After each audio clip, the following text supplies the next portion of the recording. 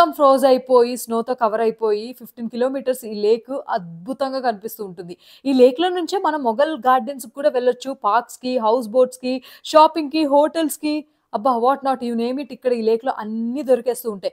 Colourful shikara రైడ్స్‌లో అలా అద్భుతంగా వాళ్ళు కాశ్మీరీ కావా, decorative items, gifts and photography అన్నీ అలా బోట్‌లోనే అమ్మేస్తూ ఉంటారు.